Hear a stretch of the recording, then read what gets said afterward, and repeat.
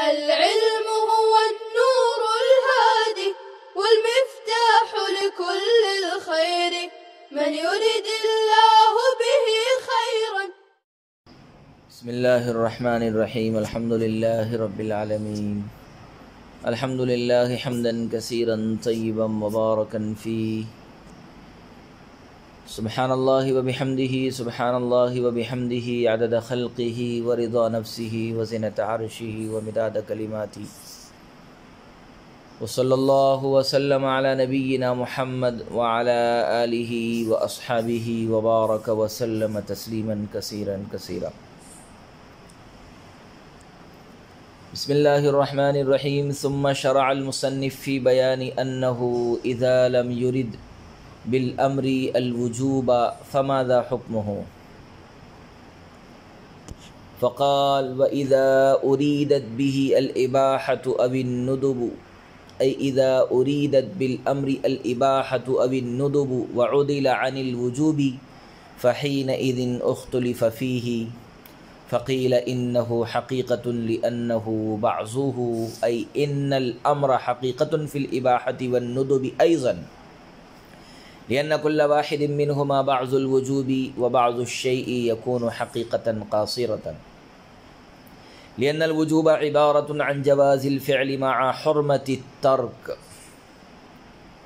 لأن الوجوب عبارة عن جواز الفعل مع حرمة الترك، والإباحة هي جواز الفعل مع جواز الترك، والندب هو جواز الفعل مع رجحانه، فيكون كل منهما مستعملا في بعض معنى الوجوب، وهو معنى الحقيقة القاصرة التي أريدت بلفظ الحقيقة، وهو مختار فخر الإسلام. پھر مصنف علیہ الرحمٰن نے اس بات کو بیان کرنا شروع کیا کہ جب امر سے وجوب مراد نہ ہو تو امر کا حکم کیا ہوگا. چنانچہ فرمایا کہ اور جب امر سے مراد اباحت یا ندب ہو، یعنی جب امر سے اباحت یا ندب کا ارادہ کیا گیا ہو اور وجوب سے اعراض کیا گیا ہو تو اس وقت اس بارے میں اختلاف ہے. چنانچہ بعض حضرات نے فرمایا ہے کہ امر حقیقت ہے، کیونکہ اباحت اور ندب میں سے ہر ایک وجوب کا ایک حصہ ہے،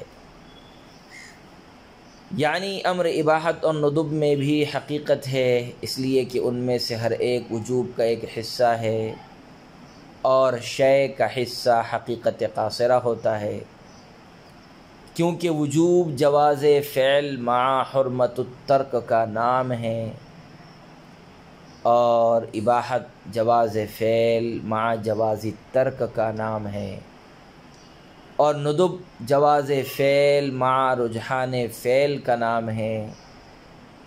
بس ان میں سے ہر ایک وجوب کے معنی کے بعض حصے میں مستعمل ہے، اور یہی وہ حقیقت قاصرہ ہے جو لفظ حقیقت سے مراد ہے، اور یہی فخر الاسلام علامہ فخر الاسلام کی پسندیدہ رائے ہے. پیارے بچوں، فاضل مصنف رحمۃ اللہ علیہ اس مسئلے کی تحقیق کے بعد کہ امر کا موجب وجوب ہے، یہ بیان کرنا چاہتے ہیں کہ اگر امر سے وجوب مراد نہ ہو بلکہ اباحت یا ندب مراد ہو تو اس صورت میں امر کا کیا حکم ہوگا. یعنی اباحت اور ندب مراد لینے کی صورت میں امر کا استعمال حقیقت ہوگا یا مجاز. اگر امر سے وجوب مراد نہ ہو بلکہ اباحت یا ندب مراد ہو تو اس صورت میں امر کا کیا حکم ہوگا، یعنی اباحت اور ندب مراد لینے کی صورت میں امر کا استعمال حقیقت ہوگا یا مجاز ہوگا. اس بارے میں علامہ فخر الاسلام کا پسندیدہ مذہب یہ ہے کہ امر کا استعمال اس وقت بھی حقیقت ہے لیکن حقیقت قاصرہ ہے، نہ کہ حقیقت کاملہ. اور اس کی دلیل یہ ہے کہ اباحت اور ندب میں سے ہر ایک وجوب کے معنی کا ایک جز ہے، کیونکہ وجوب کے معنی میں جواز فعل مع حرمت الترک، جواز فعل مع حرمت ترک، کیونکہ وجوب کے معنی ہے جواز فعل مع حرمت ترک، اور اباحت کے معنی ہے جواز فعل مع جواز ترک۔ وجوب کے معنی جواز فعل مع حرمت ترک، اور اباحت کے معنی ہے جواز فعل مع جواز ترک، اور ندب کے معنی ہے جواز فعل مع رجحان فعل، ندب کے معنی ہے جواز فعل مع رجحان فعل۔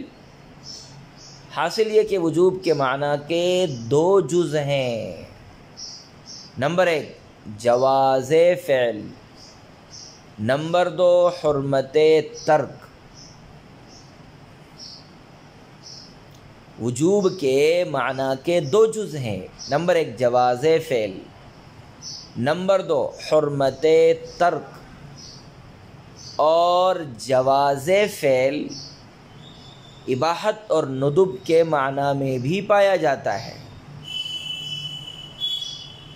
جواز فعل اباحت اور ندب کے معنی میں بھی پایا جاتا ہے، اس لیے کہ اباحت کے معنی ہے جواز فعل مع جواز ترک، اور ندب کے معنی ہے جواز فعل مع رجحان فعل۔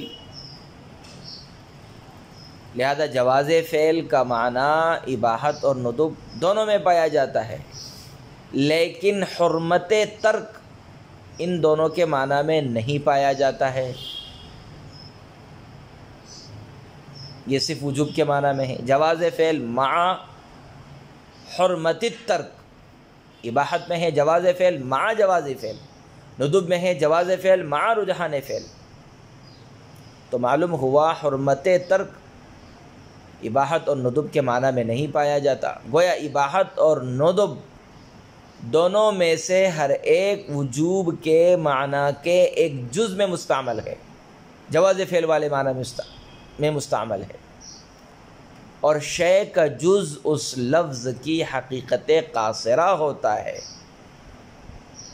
جو لفظ اس شے پر دلالت کرتا ہے، اور شے کا جز اس لفظ کی حقیقت قاصرہ ہوتا ہے جو لفظ اس شے پر دلالت کرتا ہے۔ چنانچہ وجوب صیغہ امر کی حقیقت کاملہ ہوگا، اور اباحت اور ندب اس کی حقیقت قاصرہ ہوگے، اور یہاں متن میں حقیقت سے حقیقت قاصرہ ہی مراد ہے۔ فوائد کے طور پر چند باتیں گوشہ گزار ہے۔ حقیقت کو کاملہ اور قاصرہ میں تقسیم کرنے کے بعد لفظ کی 3 قسمیں ہو جائے گی۔ حقیقت کو کاملہ اور قاصرہ میں تقسیم کرنے کے بعد لفظ کی 3 قسمیں ہو جائے گی۔ نمبر 1 حقیقت کاملہ، نمبر 2 حقیقت قاصرہ، نمبر 3 مجاز۔ اگر لفظ پورے موضوع لہو میں مستعمل ہو، لفظ کو جس معنی کے لیے وضع کیا گیا ہے اگر لفظ اپنے پورے کے پورے معنی موضوع لہو میں مستعمل ہو تو یہ حقیقت کاملہ ہے۔ جیسے انسان کا استعمال صحیح سالم انسان کے لیے، لفظ کو جس معنی کے لیے وضع کیا گیا ہے لفظ پورے طور پر اسی معنی موضوع لہو میں مستعمل ہے، یہ حقیقت کاملہ ہے۔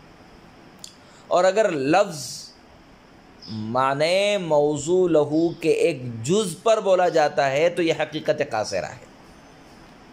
لفظ کو جس معنی موضوع لہو کے لیے وضع کیا گیا یا جس معنی کے لیے وضع کیا گیا لفظ اس پورے کے پورے معنی موضوع لہو پر دلالت نہیں کر رہا ہے بلکہ موضوع لہو کے ایک جز پر بولا جا رہا ہے، تو یہ حقیقت کاملہ نہیں بلکہ یہ حقیقت قاصرہ ہے۔